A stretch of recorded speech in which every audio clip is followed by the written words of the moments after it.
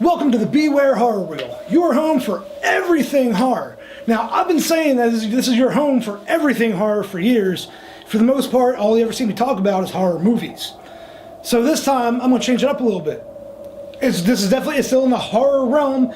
It's an iconic horror franchise, but it's not a movie. On this edition of the Horror Reel, I'm going to be talking about Friday the 13th, the game, by Gun Media and IllFonic.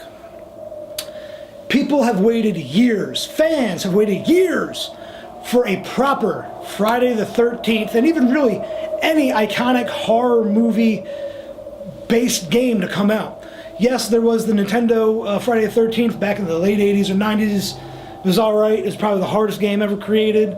Then again, I'm not a gamer, so I don't really know, but to me it was the hardest game ever. But they've never actually gotten a game in which you felt like you were in the horror movie, or whether you were being chased, whatever it was, or you got to be the killer in a way that this game is done. Now, before I even get to the review, I want to tell you this. I'm not a gamer. You know this. I am a horror movie fan. So this review is going to be based on my opinion as a horror movie fan on the game. Not based on the game, or not a gamer point of view. It's a horror fan point of view. My mind was blown with just how well Gun Media had put this game together, down to the you have your stereotypical characters for the game. They're all like, you got your jock, you got your preppy guy, you got your smart guy. Same with the girls. You got the preppy girl, the jock type girl, or the sporty type girl, the alternative type girl, the alternative guy, and all that. So you got your basic characters like that. But down to even the levels themselves, which you have Camp Crystal Lake, Higgins Haven, now you have Pinehurst and the Jarvis House, Packanack. All these were taken right from the movies and were playable levels within the game. And if you watch the movie and then you play the game, you'll see just how dead on the actual levels are compared to the movie. Like, they look identical. The car you drive, there's a two-seater, a yellow car, two of you can escape in it. The things that are in the car are the exact same things that are in the yellow car in the movie. It's ridiculous. Gun Media has outdone themselves when it comes to keeping things canon like that, but just also keeping it so like the movies. I have my hats off to Gun Media for that, because it's absolutely incredible how they do that. The game itself is very simple. The game is, if you're a counselor, you either have to escape, which you can escape by either a boat or a car, or calling the police and making it to the exit, or you can survive the night. Every game has a 20-minute time limit. So those are your only options. If you're Jason, obviously your only mission to go ahead and kill all of the counselors. As you're doing that, if Jason kills 1-2 guys, what the counselors can do, at any point if they find a radio, they can call for help.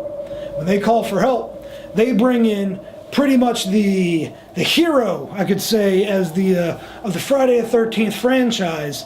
They bring in Tommy Jarvis.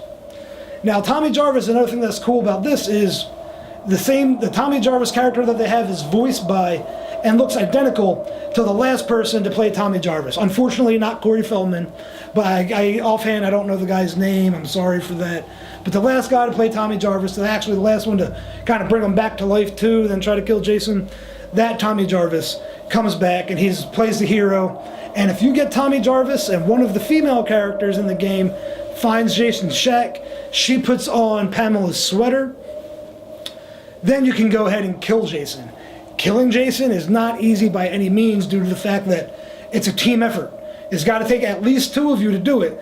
And in the game, especially because it's a multiplayer game, they just added some single missions to it where all you can be is Jason and you go around killing counselors. But since it's always multiplayer, if you don't have a microphone, you can't really talk to everybody, you don't know what's going on, it's hard to plan that out, that you guys would actually be able to kill Jason.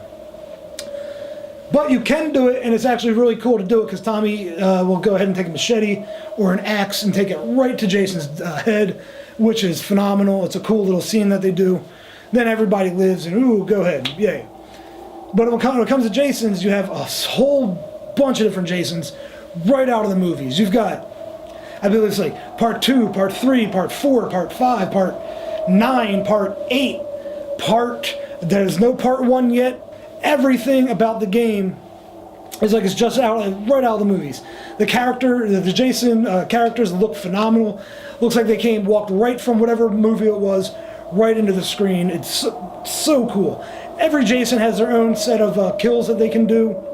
They're all super violent, from cutting counselors in half, using your machete or your axe, cutting off arms and cutting off the head, ripping off jaws, splitting people in half, but literally putting Jason's hand right through the heart of people.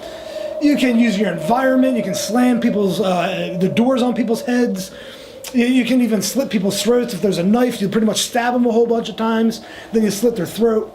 One of the most vicious kills in the game, really. It's incredible. They even have a Savini Jason, which if you were a backer to the Kickstarter, which this entire thing started as, you actually got this skin, and then it was also leaked on the PS4 network by accident. I don't have it. I wish I did. The gameplay, like I said, I'm not a gamer. It's pretty basic to me, because all you have to do is try to escape. It is what it is. But it's so much fun. It's violent. The kills are absolutely brutal. The game is not for kids. Not by any means is it for kids. The kills, Jason's kills, they're so brutal. Like, he's got the iconic sleeping bag kill. I've already talked about the slit in the neck. He stabs people with screwdrivers. He's at one point, he'll grab somebody's head and put it in a boiling water pot and kill him. You can give someone a swirly to death and drown him in a toilet. The game is crazy. It's so much fun. Jason is violent, super violent. Even the characters like, oh fuck, what the hell's going on? They say that kind of shit. It's just like a horror movie. I've got to say, I very rarely do this, but I've got to give Friday the 13th, the game by Gun Media, 5 out of 5 screaming versions. That never happens on the Horror Reel, ever. I never give 5 out of 5. That's how good this game is. If there's any horror movies you want me to check out, hit me up on Instagram, Twitter, Snapchat. Got a Facebook, but I really don't like using Facebook, so odds are I'm probably not going to see it if you hit me up on that. Hit me up or email me, the link somewhere. Let me know what you want me to review. I'll take a look at it, and it might end up on the Horror Reel. That's all I got for you today. Until next time, remember, if you're not down, beware.